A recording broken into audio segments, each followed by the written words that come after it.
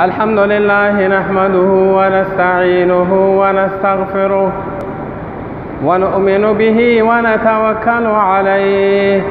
ونعوذ بالله من شرور أنفسنا ومن سيئات أعمالنا ونعوذ بالله من شرور أنفسنا ومن سيئات أعمالنا من يهده الله فلا مضل له ومن يضلل فلا هادي له ونشهد أن لا إله إلا الله وحده لا شريك له وأشهد أن محمدًا عبده ورسوله سيد المرسلين وخاتم النبيين أما بعد فأعوذ بالله من الشيطان الرجيم بسم الله الرحمن الرحيم رب هب لي من الصالحين فبشرناه بغلام حليم وقال رسول الله صلى الله عليه وآله وسلم قال أصحاب رسول الله صلى الله عليه وسلم ما هذه الأضاحي يا رسول الله قال سنة أبيكم إبراهيم عليه الصلاة والسلام إن الله وملائكته يصلون على النبي يا أيها الذين آمنوا صلوا عليه وسلموا تسليما اللهم صل على سيدنا ومولانا محمد وعلى آل سيدنا ومولانا محمد وبارك وسلم عليه أما بعد عزیزان ملت قابل قدر مشرانو کشرانو اوریدونکو مسلمانانو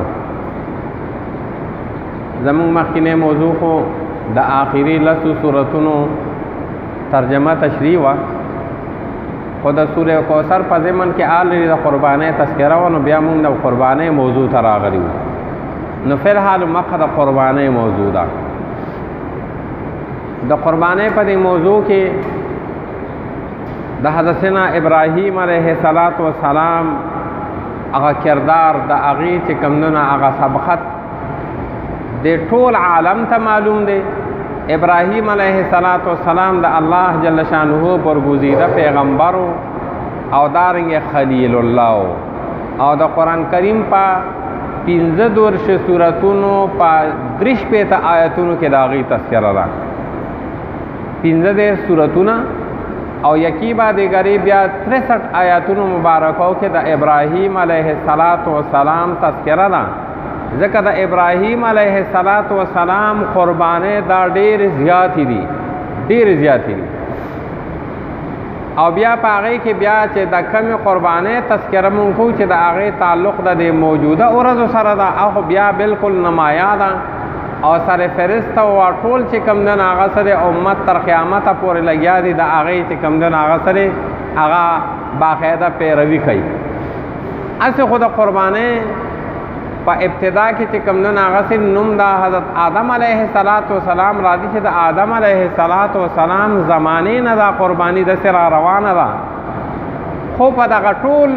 زمانو کې بیا چې وروسته راشي نو د ابراهیم علیه السلام قرباني بیا مثالي وګرځېدله ځکه چې هغه قرباني چې کوم دونه هغه سره صرف الله جل شانه داسې نه چې قبوله کړه بلکې هغه یې باقي او جاري وساتله تر د قیامته پورې او د دې وجې نه صحابو د حضور مبارک نه تپوس کوي چې ما هذه الاضاحي یا رسول الله صلی الله علیه وسلم دا قربانی څه څیز دی نو هغې ورته چې سنت ابیکم ابراهیم دا د ابراهیم علیه السلام سنت طریقه ده نو د ابراهیم علیه السلام قربانۍ خو ډېرې دي درته وایم خو دا د خپل زوی قرباني چې ابراهیم علیه السلام کوم پیش کړه دا ډېره مثالي وه ځکه چې هر قسمه قرباني سړی ورکولی شي خو زوی قرباني کول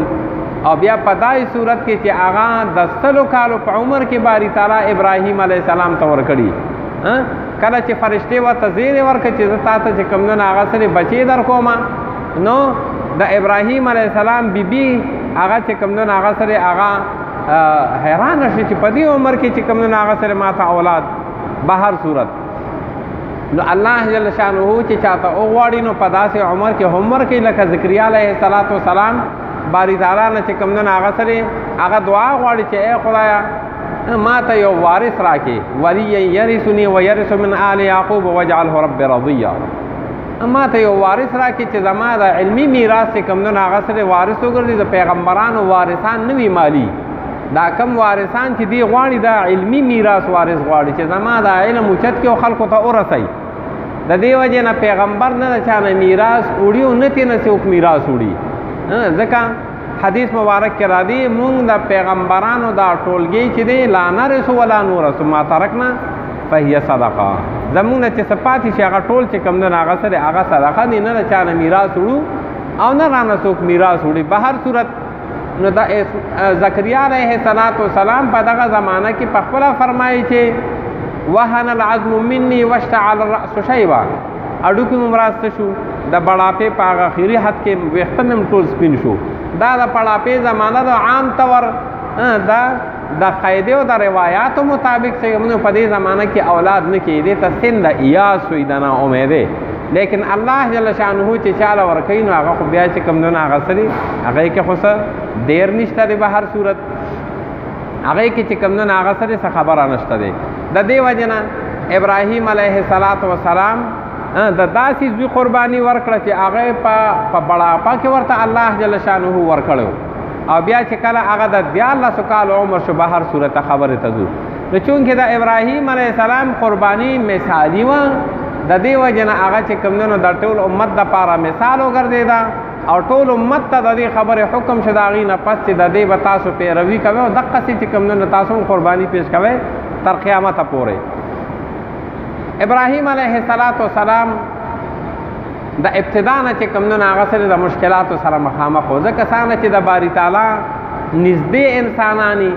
او دارنګې چې بزرګتر انسانانی هغې باندې امتحانات هم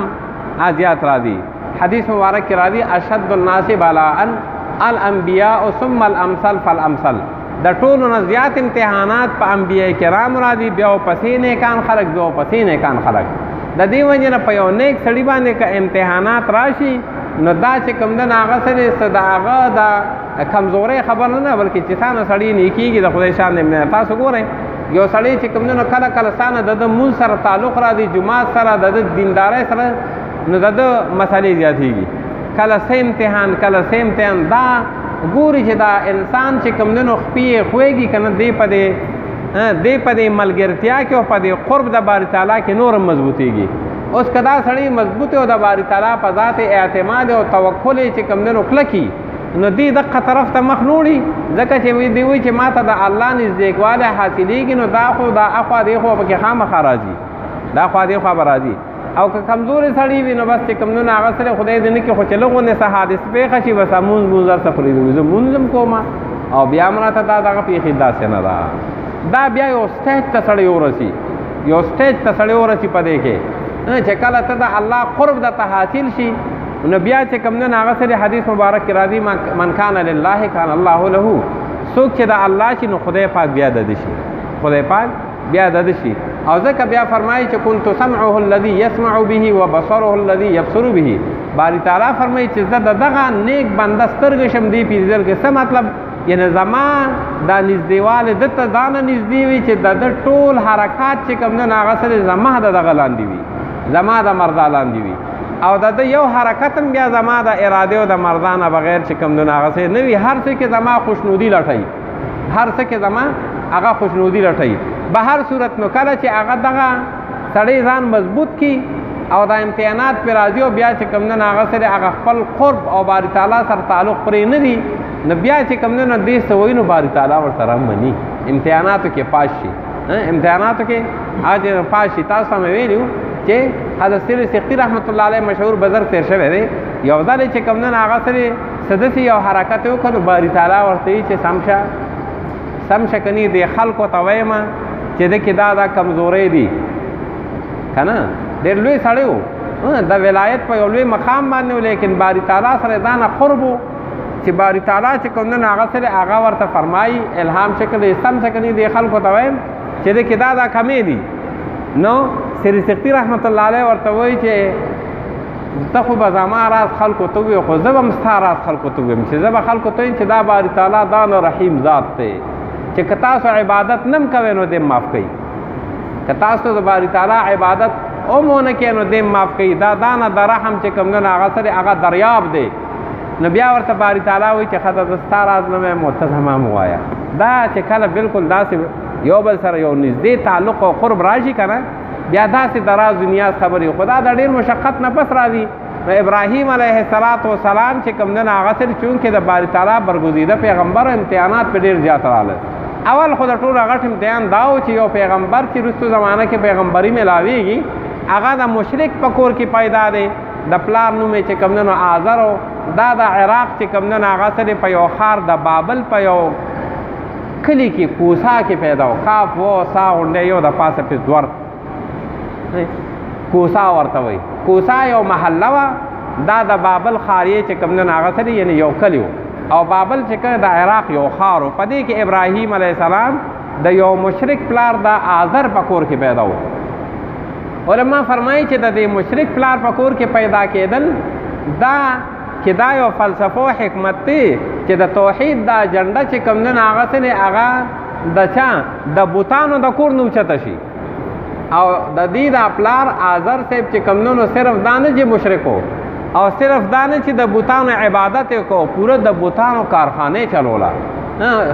تفاسیرو کې راځي کان ابوه یصنع الاصنام یعبدون.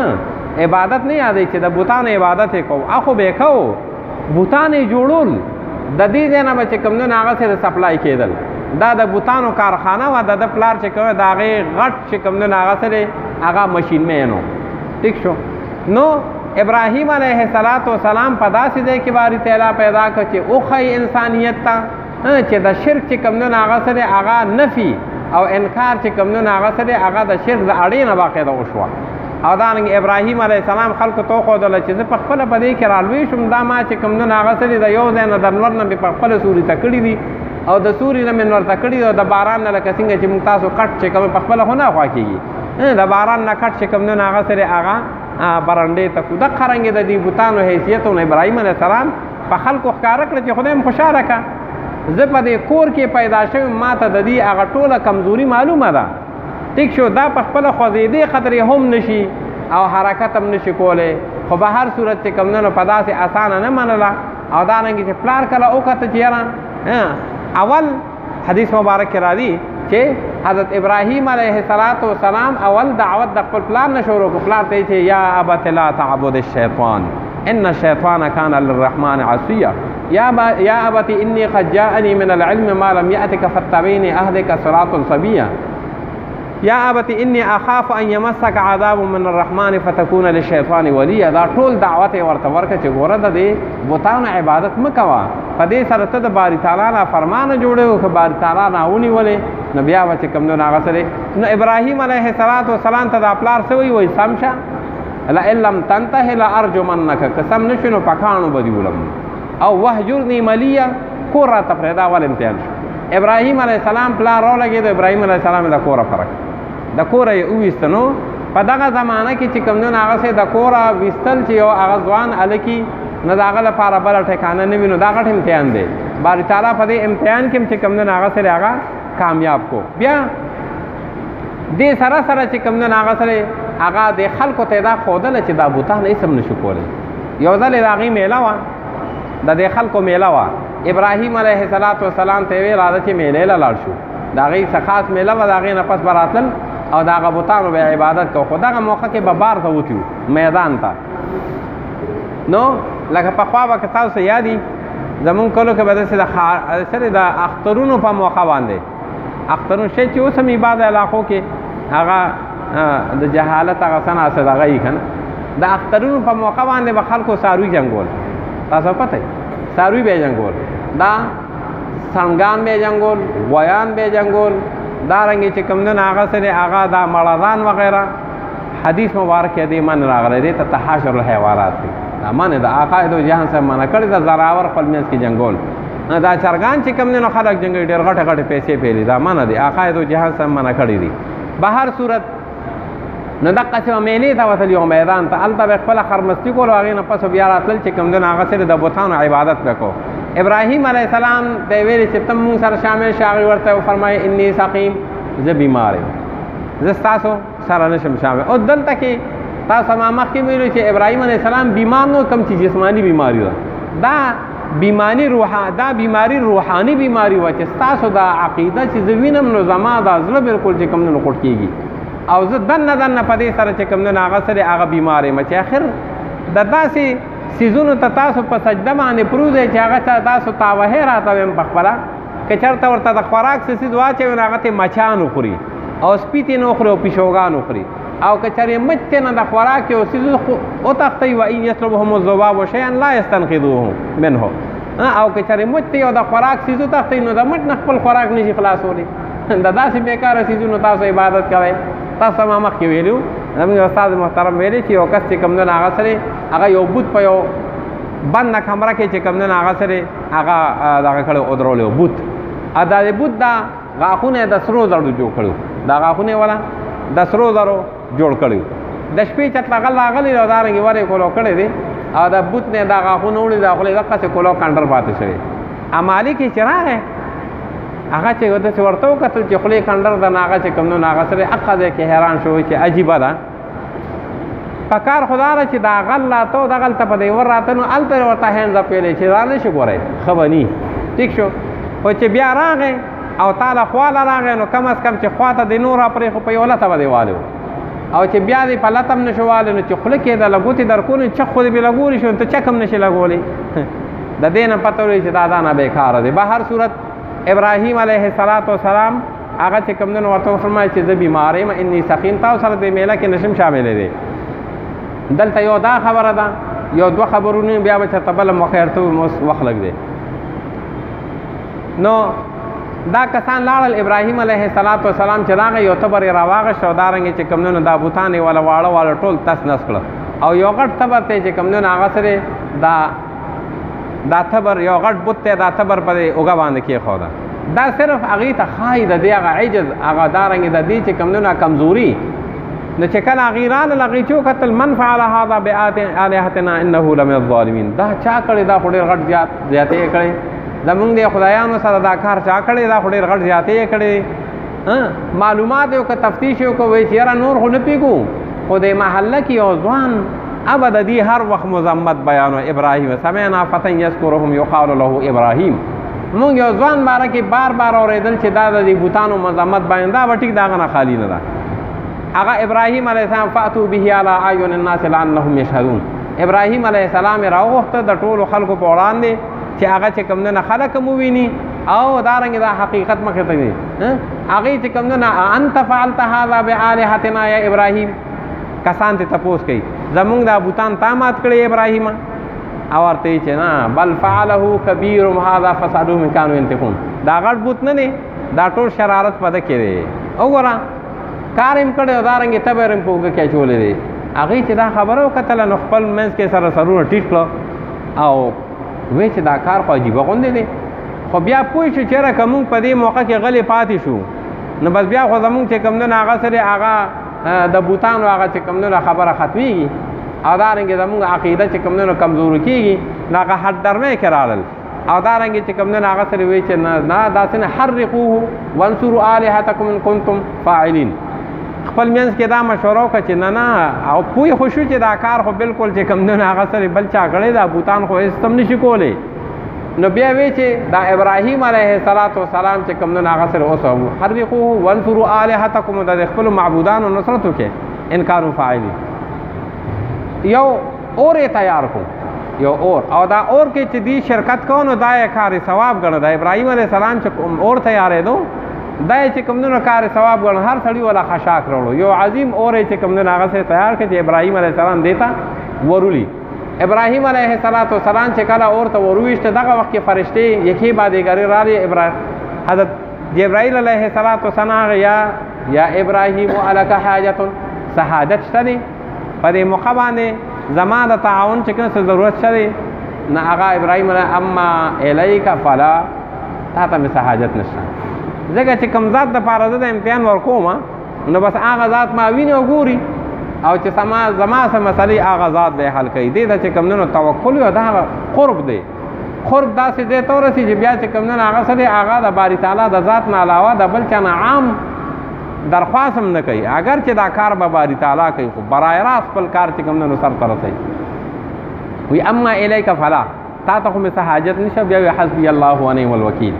به هر صورت الله جل شانه چې کوم نه هغه سره هغه اور ته حکم وکړ، قلنا یا نار کونی بردا و سلاما علی ابراهیم. ابراهیم علیه السلام باندې بالکل څه هغه صحیح سالم شه، نه خو ډېر یخ او نه ډېر ګرم. حدیث مبارک کې راځي چې باقاعده چې کوم نه دا اور غیر چاپېره هر څه سوځول، تر دې چې ابراهیم علیه السلام یې کوم پړو مړو کې تړلو هغه پړي هم سوځېدل، او دا ابراهیم علیه السلام بدن چې کوم نه صحیح سالم و. دې ته قرب وي او دې ته په امتحان کې چې کوم نه هغه سره هغه باقاعده پاس کېدل وي. خو دلته ته یو نقطه وایم، یو علمي نقطه د بعضې څیزونه کله کله ناجایز دي او دارنګې چې کوم نه هغه کول پکار دي، لیکن زمونږ کړه سوځي. دا چمچورکۍ نه چپکلي، اردو کې ورته چپکلي وایي، چمچورکۍ پېژنئ. زمونږ کورونو کې دا داسې چې کوم نه هغه سره هغه داسې ضعیف غوندې هغه حشرات الارض کې حسابېږي او خلک ولګوتو نور، حالانکې دا چې کوم نه هغه سره دا په دقه شرارت کې شامله وه. حدیث مبارک کې راځي، بخاري شریف حدیث مبارک دی چې دې چې کوم نه هغه سره د خپل هغه وس مطابق صرف هغه اور له به داسې د لرې نه پوکې ورکړو، نو د دې په پوکي باندې خو اور تازه کېده نه تیزېده، خو هغه دننه چې خبث باطن دی کم هغه دننه کم شرارت هغه ښکاره شو. د دې وجې نه آقا دو جهان صاحب فرمایي چې دا چې کوم نه هغه یو خو زهر آلوده ډېره خطرناکه، که چېرته م اوبو کې یا سالن کې یا چوي کې راپرېوته او هغه چا اوس کله هغه ټول کور والا دا ډېر زهر ته چې اسپتال ته رسېدلی نو شاید چې هغې سره ډېر واقع شي، دا نه زهر آلوده ده. دویمه خبره دا ده چې د دې یو شرارت دام دی چې وي کله کم څیز خالي وي لکه مساله مالګه وغیره نو هغې ته دا پوکې ورکوي، او د دې هغه پوکې دا نه زهریله وي چې هغه چې کوم نه هغه سره بیا اثر کوي باقاعده هغه مسموم. او د دې بله مسله ورته کوم، حدیث مبارک کې راځي چې کله تاسو د شپې سملئ نو یو خو اور کولو مه پرېږدئ، اور چې کوم نه نو کولو مه پرېږدئ، اور به بندوئ، ټیک شو که نه. ډیوه چې کومه لګېدلي لاټین هغه به بندوئ، او تر دې چې جدید دغه اعتبار سره دا کوم لیټونه موږ تاسو بار صورت لګو صحیح نه ده، لیټ به چې کوم نه هغه سره هغه بند ساتئ. دوه واقعې خبره بله لخته دي، دوه واقعې د دې درته وایم بیا مسله ورته چې یو خو د دې ترمذي شریف شارح د تحفة العلمائی والا سعید احمد پالنپوری دی، اوس د اعتکاف کې زمانه کې موجوده روزه کې وفات شوی دی، دارمی دیوبند شیخ الحدیث موجوده زمانه کې. هغې وی چې د طالبې زمانه کې چې کله ما هدایه ویلي نو یو کور مې یو کمره مې چې کومه په کاري باندې اخیستې وه، نو هغې نه به تلم دیوبند ته، ځکه چې هلته کې د رهایز دی نو ما ځان لپاره په کاري یو کمره ونیوله. یو ځل چې کوم نه هغسې د شپې مې لایټ بند نه کړ، لایټ، او زه سم لاسته مې اوده شوم چې اوده شوم نو هغه لایټ سره خوا کې چېرته یو دغه لګی دا چارټر غوندا شي هغه په هغې باندې ګرمایش راغلو، هغه لایټ مات شوی و، دارنګې چې کوم زما په بستره باندې بړستن باندې راپروت و، بستره مې سوځېدلی و، خو زه خدایي بچ کړم. او دویمه خبره چې کوم نه خو زموږ د استاد محترم شیخ العزیز ډاکټر سید شیر علي شاه مدني رحمت الله علیه د هغې په خپله و هغې ویلې چې یو ځل یې مدینه منوره کې هغې مدینه منوره کې ډېره زمانه درس کړو، مدینه یونیورسټۍ کې د هغې موږ ته درس کې فرمایل چې یو ځل یې ډېره تیزۍ کې ومنه چې څنګه مې کمره بند کړه، لیټ مې ګلو پرېښی و، دارالعلوم ته چې جامعې ته زر ضرور رسم، خو بیا یو څیز رانه پاتې چې واپس رالم او څنګه مې تاله کلو کړه چې مې وکتل لیټ سوځېدلی و او په کارپېټ باندې راغورځېدلی و، کارپېټ یې سوځولی و. نو د دې وجه نه علما حضرات زموږ فرمایي چې د دې لیټ هم دا حکم دی، دا هم بندول پکار دي د شپې. به هر صورت نو ځکه چې وایي دا ځناور او حشرات الارض دا سانه چې دي دا چې کوم نه هغسې او لوښي به هم چې کوم نه هغې باندې به ډکنه ږدي، او چې کوم لوښي کې څه نه وي یا پکې څه وي او ډکنه نه وي نو د پاسه فعارض علیها عودا یو ډکې او به یې داسې برابره کېدی، او که بالفرع هېڅ هم پکې نه نو دا لوښي به الټه کېدی. ځکه د شپې چې په دې فضا کې دا سانه چې کوم نه وبایي امراض دا په دې هوا کې ګرځي نو دا په دې لوښي کې حلول کوي. دا زموږ ستاسو د علم نه بعد عقاید جهان هم فرمایي. د دې وجې نه تاسو چې کوم نه د داسې څیزونو حفاظت کوئ، دې سره بیماری چې کوم راځي. نو خبره مې د دغه کوله دا چمچورکۍ، نو د دې عقاید جهان هم فرمایي چې د دې د شرارت د وجې نه دا به چې کوم نه وجنې او زموږ تاسو لاس نه کور کې سمې ډېرې ګرځي لایټ له راغلي دا به وجنې، او څنګه به یې وجنې چې په اول غذار دې ووجله، په اول غذار نو 100 نیکې دي، او که په دویم غذار دې ووجله نو بیا چې کوم 50 نیکې دي، او که په دریم غذار لکه په 2 بچو په دویم نو بیا 10 نیکې دي، او د دې نه پس بیا 10 نیکې دي، دې نه پس 6 رستو کېږي. نو پته ولګېده چې دا چې کوم نه هغه سره هغه دا اوس لکه موږ په خپله سوچو کې یو سړی یو غلط کار په خپله نه کوي د دې صرف دې سره غلط کار په خپله نه کوي لیکن د هغه غلط کار چې کوم نه هغه سره مرسته او تعاون کوي خلکو ته چې کوم نه د هغې هغه څه ورکوي د هغې نه شوشه خلکو ته وایي چې دا کار داسې وکړه دا کار په خپله میدان ته نه راځي څو پورې چې دې د غلط کار رهنمایي کړي نو دقه رنګه د چپقلي په شان د حکم دی او که هغه سړي دا حدیث مبارک کې راځي یو سړی بل چاته وایي چې دا فلاني سړی چې کوم نه قتل کو صرف اقتله لفظ اقتله نو قتل خو بل سړی کوي لیکن دا سړی ورسره پوره شریک دی پدې کې ځکه دا غلطه لاره ورته ده چې کوم نه هغه سره هغه ښودلی په هر صورت ابراهیم علیه السلام چې کوم نه هغه سره هغه الله جل شانه په دې امتحان کې هغه چې کوم نه کامیاب کو خبره اوږده ده زمونږ ټایم هم چې کوم نه هغه سره برابر شو خلاصه د خبرې داره چې ابراهیم علیه السلام و اذ ابتلى ابراهیم ربه بکلمات فاتمهن امتحان نو بشمار امتحانونو د هغې یو لږ غوندې چې کوم نه هغه سره هغه یو جلک فایده ورته باري تعالی ورکړه چې انی جاعلک للناس اماما دا ټول امتحانات ته پاس کړل رزلټ ورته باري تعالی وورو کامیاب شوي وایي د دې ټول چې کوم نه هغه سره خلکو دی هغه سره هغه مقتدا او پیشوا ګرځومه د دې وجې نه ابراهیم علیه السلام زمونږ تر د قیامته پورې سانه خلک چې راځي هغه ټولو پیشوا دی په اکثرو چې کوم نه احکاماتو کې عقاید او جهان سره سم د هغې د احکاماتو چې کوم نه هغه سره هغه باقاعده څه کړي هغه تایید کړه موږ مقصد چې کوم نه هغې باندې هغه روان یو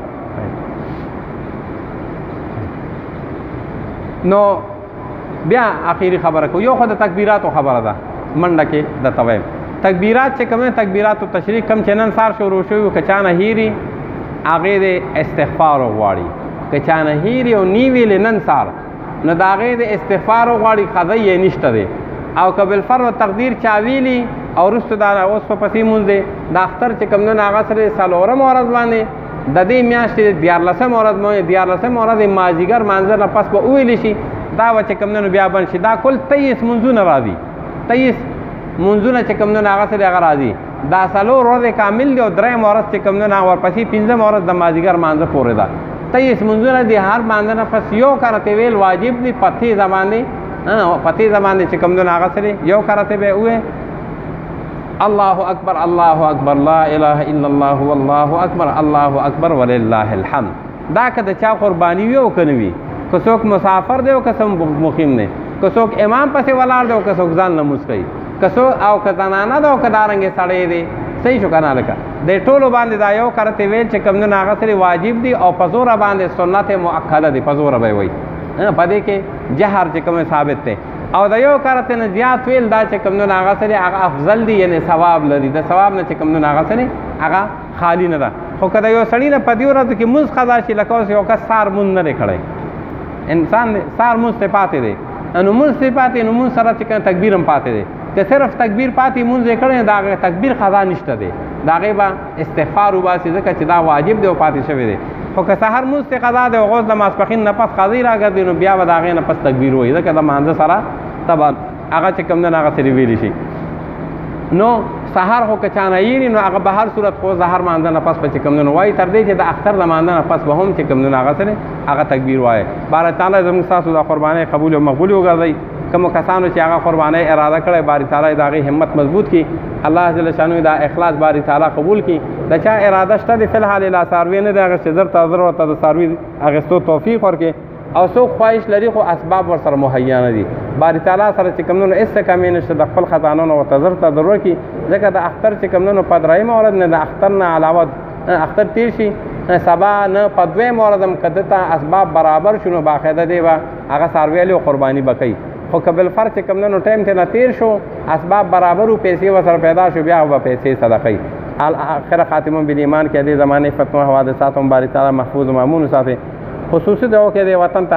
هر قسمه فتنې چې کوم نه هغه سره باقاعده هغه د ځمکې سر له راغلي څوک څه کوي څوک د نبوت دعوه کوي څوک څه کوي څوک څه کوي